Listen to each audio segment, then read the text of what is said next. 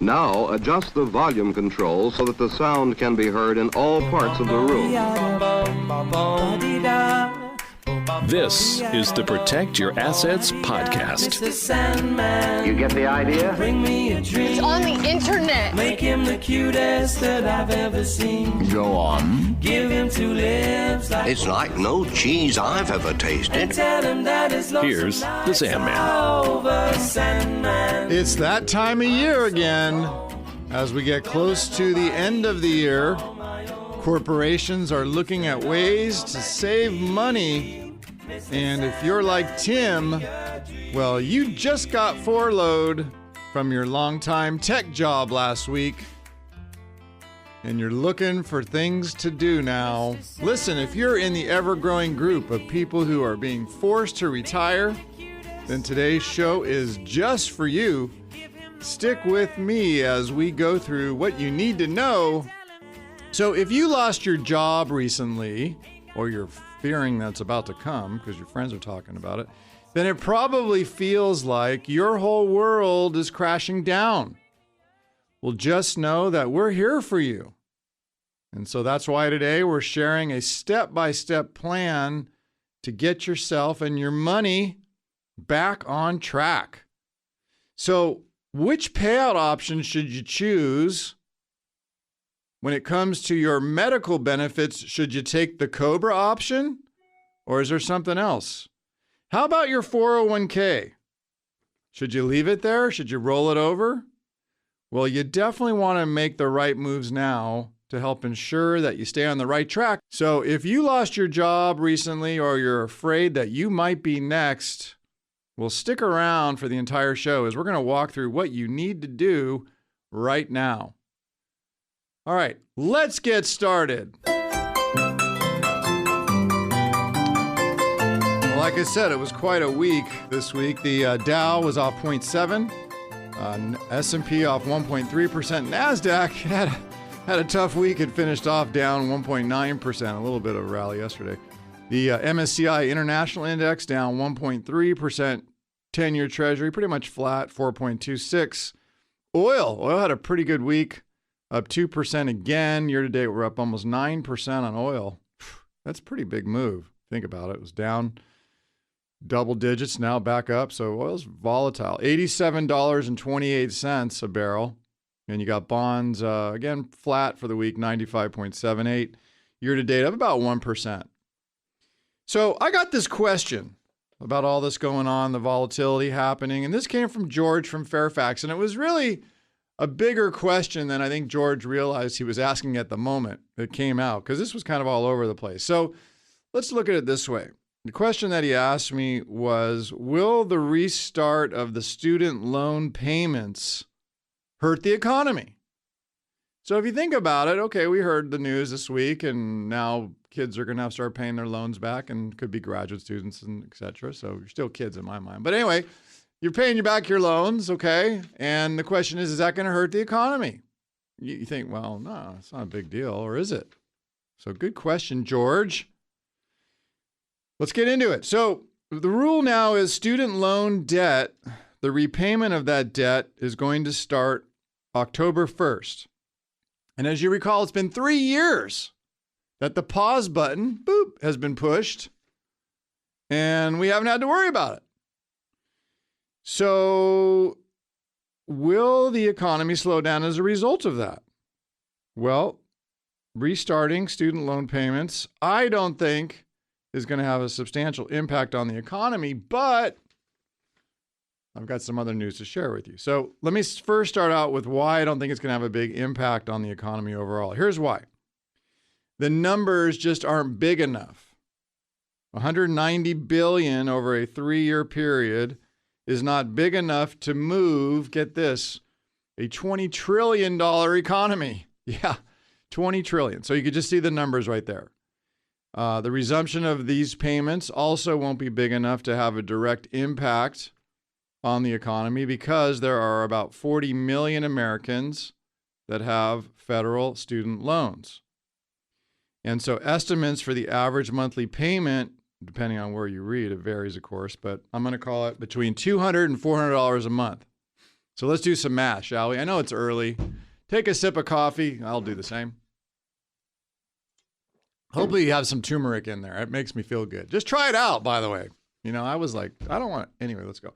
If we take a true worst case scenario, and I'm going to assume that all 40 million of those folks pay $400, which according to this survey is the maximum a month, which, by the way, is not even close to accurate, then the cost to the U.S. economy over the next year would be $192 billion.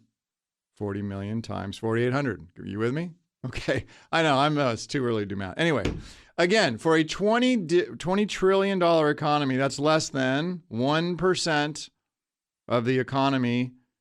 And the money isn't gone, as it's going to go towards other government programs that spend money in the economy. All right. So bottom line, I don't think, George, the resumption of the student loan payment will be a material macroeconomic negative that I've been talking about here for the last few weeks in terms of the hard landing scenario, right? Because we're still waiting for that.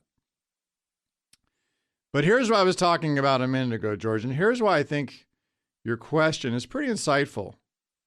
Because here's why the restart of payments could be another cut or another negative on the overall trajectory that we've enjoyed so far this year, because we're still up overall.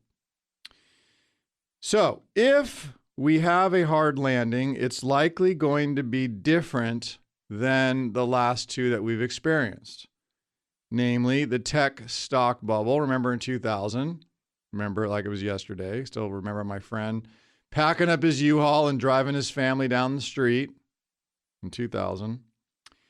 And, of course, the 2008 collapse of the housing market, which put us into the Great Recession. So if you recall, those events were ground zero for the ultimate economic slowdown. But this time, I think it's going to be different. And here's why. An economic hard landing, I don't think, at least at the moment, is going to be caused by any sort of concentrated event. I think it's going to be caused via a death by, I'll call it 1,000 cuts. Because while none of these headwinds that we're seeing right now that are facing the economy are substantial on their own, as you take them together, they're starting to add up. So, George, that's why I think it's a good question. Consider the current environment we're in right now. Right now, there's higher interest rates. Right now, banks are starting to lend less, especially when you look at the regional bank levels who've been having the troubles like Silicon Valley Bank, First Republic, etc. Also, as we talked about last week, soon the exhausted savings, right? There was lots of money saved through the pandemic, the stimulus, lockdowns, etc. Well, guess what? That's soon to be completely exhausted. We also saw recently the wage gains. Those are slowing down. So people are making less now. They're not keeping up with inflation. Also, you've got asset price going down. Stocks, bonds, which you just saw this past week. And next month, we've got now, on October 1st, the resumption of the student loan payment. So overall, the resumption of these loan payments, I don't think it's going to be a direct negative on the economy, but it adds to a long and still growing list of economic headwinds. And the larger the list grows, the harder that wind current becomes, just like if you have been in a storm or a hurricane or a tornado. At some point, you're not going through that. It just slows you down. It's just a matter of nature. So as those cuts continue, that's the bigger chance of that hard landing crack and then a fracture occurring. And that could be coming.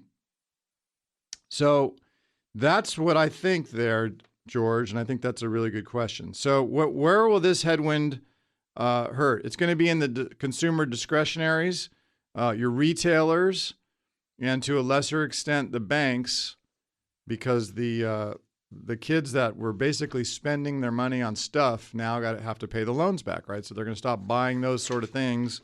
And that's where I expect to see the next sort of slowdown in the market. Now, overall, I still like things pretty much, but I don't think we're out of the woods yet. I think with September upon us and October coming, and the combination we've seen with inflation still, and the Fed sort of being unknown a little bit, then we got some headwinds to deal with the next couple of months. So just realize it's still not too late to take some profits and redeploy it to some more conservative fixed income that's still paying historically pretty good rates. This week coming up, we're going to see the consumer price index. That's a big deal. See how we're doing with inflation there. And that will confirm whether inflation's going the right way or the wrong way. And that, again, could be another issue that we have to face. So rising oil prices, shelter costs really not dropping very much. This is serving as the catalyst, I think, for the market ahead. All right. Did you just lose your job? Well, if you did, find out what specific steps you should be taking right now before you sign that form. You're listening to the Protect Your Assets show with me, David Hollander. I am the Sandman. We'll be right back.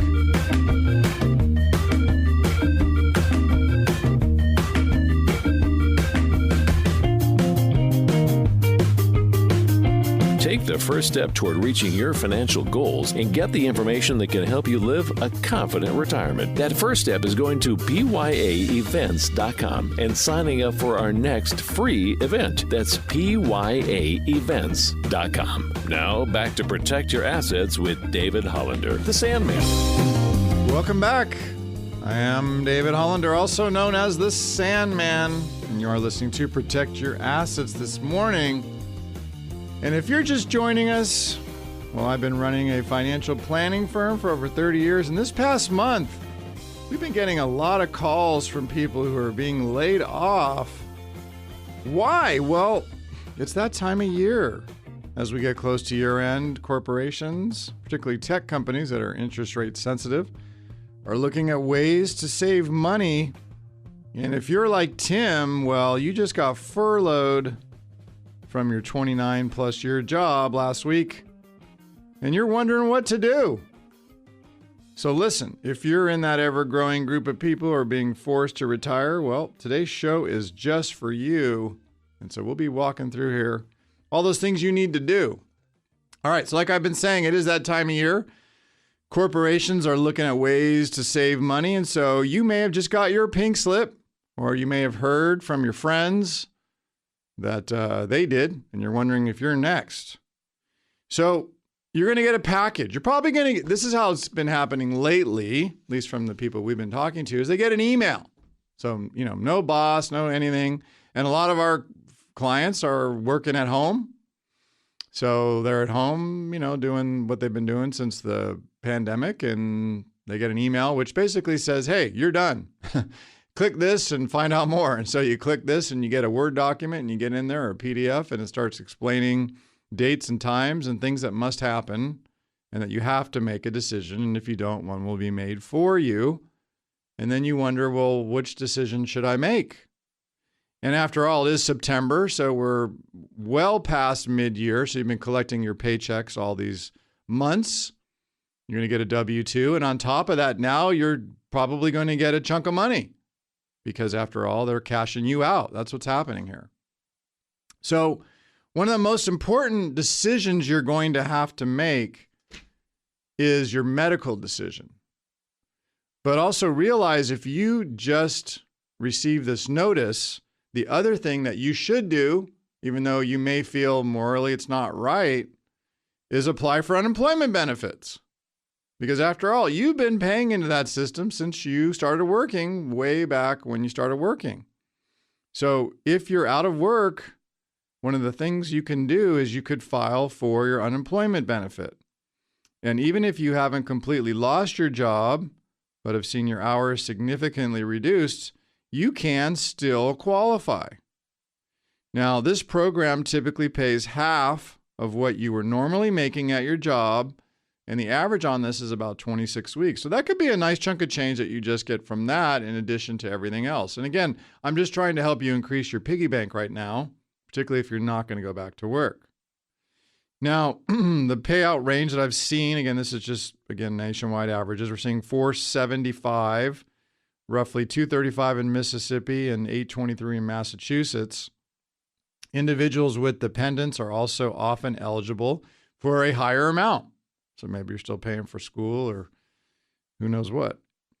Now, once you've applied, you should expect to see your check within 2 to 3 weeks. I know California's been running a little bit behind, but in any event, you're entitled to that. And you should get benefits going back all the way to that first week that you were unemployed. To be eligible, you can't have been fired from your job for what they call gross misconduct. In California, I don't know what that means. Okay, seriously. Or you quit for good cause. Good cause would mean you didn't want to do something that was illegal. And if you applied and let's say you got denied, well, I'll tell you what, apply again. You can do that. So what are you going to do? Well, if you have emergency savings, now's the time to tap into that. And I've said this on past shows. You should try to maintain a cushion of 3 to 6 months worth of expenses. And that's why if you face an unexpected cost or emergency like this, you're much better equipped to weather it out without having to borrow money or tap your 401k. So if you're fortunate enough to be in the financial situation that allows for one, now is the time to utilize it and put those savings towards your bills that you know are going to be coming. Stay away, by the way, from those payday loans. Interest rates can be as high as, get this, 300 to 400%. And even if you take out a small loan to cover, say, a 2-week period, it may still be incredibly hard to pay that back when you look at that sort of interest rate. So I'd recommend a personal loan as a better option if you need cash right now. Get in touch with your bank, because if you have a mortgage, you should tell your lender and the servicer of that loan immediately, because you might be able to suspend your payment for up to 12 months. If you want to find out more about these servicers, you can go look up Making My Home Affordable's database. Check that out, okay? Now, I was talking about Tim, who just got furloughed after 29 years on the job. And the first thing he did is he called us, which was super smart because he had a very short window to do things. It literally started this week. So he shot that over to us and we took a look at everything. And the big one that stuck out to me was the healthcare, because he was being given an option to go on Cobra. And when we started to look at the expense of Cobra, it was pretty significant. Now, Tim is 66 years old. And the first thing I asked him is, hey, did you apply for Medicare when you turned 65? And he kind of had that look, the one like, no, well, what's that? He knows what it is, but he just didn't have the time. So I immediately told him to run down to the office there. I knew the address where he needed to go, given the city where he was in. And sure enough, he got in and he filed and he was okay. But still, the longer that delays, the more a penalty you're going to have to pay when you look at your supplement that's going to attach to that benefit. So in essence, it did help him. And we did figure out a way where he could take, say, Medicare and a supplement. We're still waiting to find out what the Cobra is going to cost. But then he'll be in a position to know, he could compare. Hey, maybe I'll take the Cobra option if it costs, let's say it costs $1,100 a month. Or let's say I take the Blue Cross PPO high deductible option. It costs me $700 a month. Well, he just saved $400 a month. So he might do that, but we're gonna wait and see here what happens there. Anyway, as I was talking about Tim, it started making me think, is your job at risk? And if this economy with these high interest rates continues for longer, then the first industry that's making these cuts are the tech industry. And we have obviously a lot of tech jobs around the Bay Area. And if this market doesn't recover or the interest rates don't come down fast enough, this last Wednesday and Thursday we saw in the market, you saw what happened. The tech companies got pretty slammed. How will you cover your bills? And where should you take the funds from to pay those bills? And what sort of decisions should you make, like Tim is now being forced to make, that hopefully will work out to his benefit next year when he starts paying taxes on all this extra income he wasn't planning on, and then he runs out of money, right? So the first thing you should do is do what Tim did. Pick up the phone and call us. Because here at Protect Your Assets, we've been doing this for over 30 years. We help people make these decisions. We help you talk to your employer, to your HR office. We'll get on the phone with you. We'll figure out what's the best thing for you. And again, we do that by creating a written financial roadmap that updates nightly and adjusts to tax rates, Social Security, all that sort of information. That's critical when you have to make these kind of decisions. So see what's possible. Pick up the phone right now. Call us, 866-PROTECT, 866-776-8328. Phil's sitting here. I can see him. He's got nothing to do. Give him a call. 866-PROTECT. Say, hey, Phil, help me out here. Sandman said, do it. All right. Coming up next, it's time for our popular They Say segment, where they say you can only claim on insurance benefits. That's all you can do. Is there anything else you can do if you get laid off? Well, there may be. Let's find out. You don't want to miss this one. You're listening to Protect Your Assets with David Hollander. That's me. We'll be right back.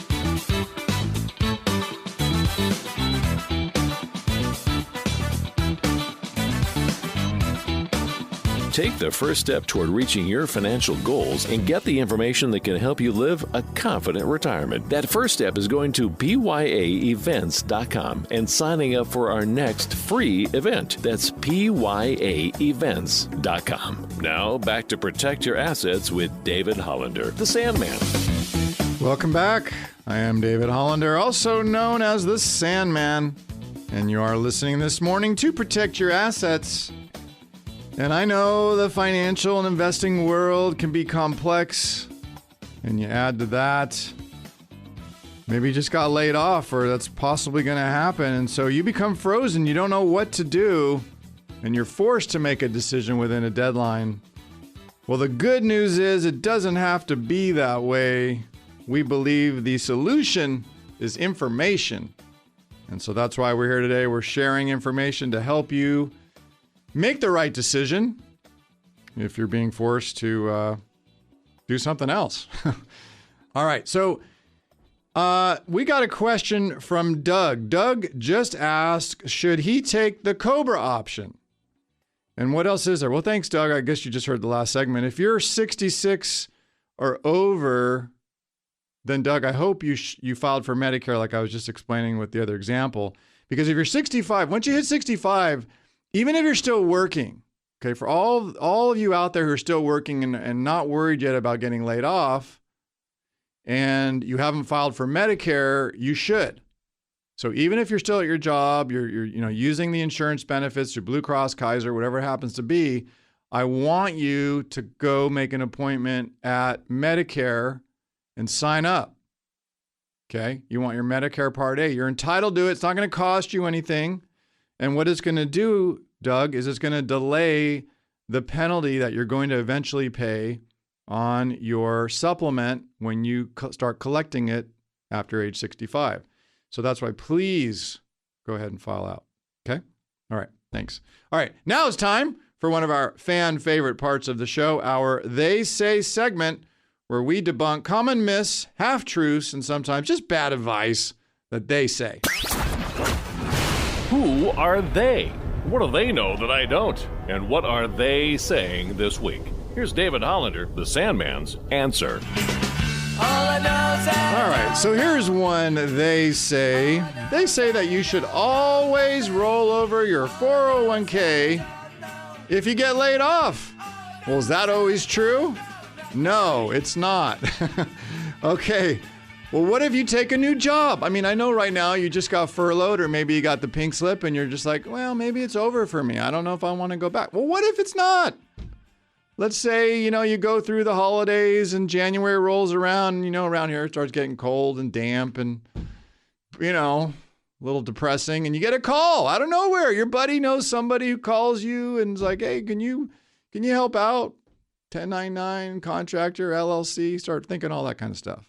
Well, yeah, maybe you'll do it. I can't tell you how many clients and friends of mine have been in that exact situation. So what if you take a new job? Well, if you start a new job with an employer who offers a 401k plan, guess what? you might be able to roll over that old 401k to the new plan. And this will give your assets the ability to continue to grow tax deferred while consolidating all of those accounts into one instead of having them all over the place. Most 401ks have a wide range of investment options, and you will be limited to those funds that are in that plan if you do that rollover. And it still might be better than rolling it to an IRA, okay, or even taking it out for tax reasons. So what if you left it with your past employer? Well, you might be able to do that too. Most companies will allow you to keep your retirement savings in their plans even after you've been let go. And one advantage of doing that is your money, again, will continue to grow tax deferred. But another advantage, particularly here in California, is creditor protection. After all, this is protect your assets. I look at defending you in case you get sued or your kids do something dumb. Well, your 401k account in California is protected from a creditor. Your IRA is not. So if you roll that to an IRA, well, you got a problem if something happens. So why risk that nest egg? However, be aware, if you have less than $5,000 in the old 401k account, your employer may automatically cash you out and send you a check. And this could be expensive to you, as that could be all ordinary income for 2023, and there could be tax penalties on top of that. So that's what I was talking about earlier, where you want to find out, even with the 401k or any benefits they're going to send you, how are you going to receive those from a tax perspective? How's that going to all add up? Consider this. According to the Bureau of Labor Statistics, the average worker who was born between 1957 and 1963 had an average of 12.3 jobs during their career. So if you choose to leave your 401k at each employer that you leave, by the end of your career, you may have so many accounts that it will be impossible to keep track of all of them, let alone making sure they're aligned with your risk tolerance and that you're taking that critical RMD in an appropriate way. So what about maybe cashing it all in? Well, again, if you're out of money and you have to make some decisions, maybe that is a good option, especially with the market being at a pretty high level right now. And so what's wrong with cashing in all your chips now and walking away from the table? Maybe it's not a bad decision. Cashing out your 401k is an option, but it should be considered only if there's an immediate need for money, and this would be a low income year for you. The withdrawal is always taxable as ordinary income, and if you're under age 59 and a half, there might also be a 10% withdrawal penalty on top of that ordinary income tax rate. Now, there's a few ways you could avoid that penalty. Well, the IRS allows you to take money from that account in or after the year you turn 55. However, this exception does not apply if you roll those assets to an IRA. So again, that's where an IRA, doesn't help you in this situation. Additionally, if finances are tight right now and you need the money, you can withdraw the funds and put them back in that account within 60 days. This strategy is known as an indirect rollover and will avoid taxes and penalties. And this might be a short-term solution for you if your intention is to keep your money dedicated to retirement, but you just need a short cash infusion right now because you just got this pink slip and like Tim, you don't know how you're going to pay your bills next month. So whether your departure from your previous company was planned or a surprise, the decision you make on how to handle your 401k can be much greater than you think it might be, or what they're showing you in that letter or the email you just received. So in many ways, this interruption or job transition could be the start of a new chapter in life. And that's why we recommend that you pick up the phone, call us, and let us get on the phone with you and these people and figure out what options you have. Because if you get educated on all your options, then this time of life can really be a great one for you. It could make a big difference for your financial future. And so if you're feeling right now like any of this information is helpful, Just imagine what we could do with you if you get advice that's tailored specifically to your situation. Because if you boil it down, our mission at the Liberty Group is to help you protect your money and your lifestyle so you can remain financially independent. Because as one of my clients pointed out last week, if you don't, we're moving in with you, Dave. And my wife won't like that. Anyway, I believe there's 2 keys to making all this happen. First of all, let's design your portfolio and your 401k and your income, your Social Security, to provide lifetime income for you so you can see exactly how much it's going to be. And you can manage your risk because after all, you probably have no idea how much risk you have right now. So we want to figure that out using our portfolio MRI tool. And after we do all that, just imagine how great it's going to feel to know that you can retire now with consistent, stable income. You know where it's coming from. And you're not worried about the market crashing or coming down, as I was talking about, the market segment at the top, which still is an unknown. This is easy. It's painless. Phil and Adrian are sitting back there right now with their little friend. And we're ready to talk to you guys. So give us a call. We do the heavy lifting for you. We help you make these decisions. Call us now, 866-PROTECT. 866-PROTECT. Talk to someone right here in the Bay Area. We are local. 866-PROTECT. It's time for a quick break. But when we come back, you just lost your tech job due to higher interest rates. What should you do with your severance pay and your stock options? Well, the answers are coming up next. It pays to keep it tuned right here. We'll be right back.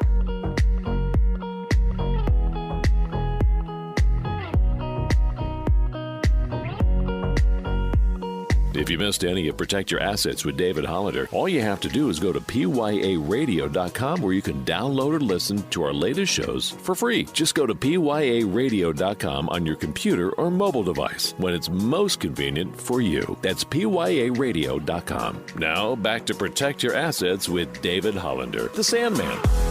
Welcome back. I am David Hollander, also known as the Sandman.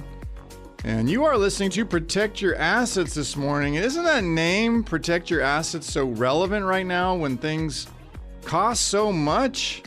Interest rates are so high, and people are getting furloughed right and left due to tech uncertainty and higher costs, lower profit margins. So what should you do? So you just found out that you're losing your tech job at the end of next month, and now you want to know what you should do because they just emailed you a big packet, and you want to know what you should do with your severance pay and stock options. These are great questions. So what do you do with the severance pay? In the past, we've seen anywhere from 2 weeks to 2 years of salary for those with senior positions or decades of service. However, with company financial budgets uncertain right now, the upper range of severance pay seems less plausible. So right now what I'm seeing is 2 weeks with an additional week of pay per year of service. And so if you do receive severance in the form of a lump sum payment, it can be immediately a windfall in terms of a lot of money, but also a big chunk of money you're going to have to pay taxes on. So when you add all the W-2 income you received so far this year, it could quickly disappear. So if you can draw up a monthly budget and consider your variables, how long could it take to get another similar paying job? Do I have enough money to pay my mortgage and other debts for several months? Maybe your cash flow is comfortable, so now could be a good time to invest some of this severance for, say, child's college education or even your retirement. However, if you were planning to retire, say, in the next few years, a better plan may be to keep the severance payment in a bank or a short-term liquid fixed income portfolio where right now you should be able to get 5% and still keep yourself pretty flexible. Now, what about stock options? You may have amassed thousands of stock options or shares of restricted stock over the years. And if you receive news that you're going to be soon laid off, then determine how long you have to exercise your stock options and what stock awards you're going to forfeit. Keeping the stock options and selling them at long-term capital rates will be better for you next year because remember, the long-term capital gain tax rates of 20% top, 0 lowest are going to be there through next year. And consider this, you could literally pay 0% in long-term capital gains on those stocks if your income is low enough. And that is not going to last forever. So I know these are tough decisions. I know you're facing these things right now. If you need help, we can develop a strategy in writing that can maximize your annual income, minimize taxes, manage the value of these options and how you exercise them and when you exercise them, get into your healthcare options and choices and what that's going to cost and what you should do, and then look at Social Security and develop a plan for how and when you're going to execute on that. Because all these strategies in combination with your 401k are going to create a landslide, which you don't want to get under if that's not something you're prepared for. So remember, in our office, we have a CPA. We have many estate planning attorneys. We have certified financial planners. We work as a team, just like the 49ers or the Giants, to put a powerful plan together for you using the current, most modern financial planning tools that are available to build you a superior result. Find out what you're missing out on. Call 866-PROTECT, 866-776-8328. One of my guys right now. Find out how you can do this. Now, I want you to inhale through your nose. Exhale through your mouth. That's it. Picture a day when you don't have to worry about having to work ever again. Picture a day when you're walking the Camino de Santiago to Compostela with a pack on and the sun shining in your face. You're in the best health of your life and you feel great. Picture a day when you can relax, travel, and do all the things you've always wanted to do. It's possible. It all starts with a 15-minute virtual checkup. And if you have questions and you're not seeing these kind of visions for yourself, stop it now. Pick up the phone, call us, see what's possible. 866-PROTECT, 866-PROTECT. Talk to my team, get an unbiased second opinion right now. 866-PROTECT. Great show today. Hope to see you at the Wine Walk in Larkspur this afternoon. Great show. My network manager, executive producer Kevin Renfer, and of course all those fabulous guys back there. Lou, Adrian, Phil, doing all the work. Thank you guys, because without my team, I'm just another pretty voice on the radio. You have been listening to Protect Your Assets show. I am David Hollander, the Sandman. Go out and make the rest of your life the best of your life. Investment advisory services are offered through Liberty Wealth Management, a registered investment advisor. This podcast is for informational purposes only and should not be relied upon as a basis for investment decisions. The strategies mentioned are not suitable for everyone. The information expressed does not consider your specific situation or objectives and may not be appropriate for all investors. Past performance is not indicative of future results. To better understand the risk associated with investing and how it reacts to different market conditions, listeners should always consult with their qualified investment professionals, financial advisors, legal or tax specialists, and conduct their due diligence before making any financial decisions or taking any action. The legal information provided on the air is not intended to substitute for callers hiring their lawyers to advise them about personal legal matters. Investments involve risk and, unless otherwise stated, are not guaranteed. Liberty Group LLC paid for the following program, and the host's views and opinions do not represent those of the station or its ownership. California Life Agent number 048569. Persons engaging the services of one affiliate of Liberty Group LLC companies should be aware that each company is operated separately. You're listening to the Protect Your Assets Radio Network.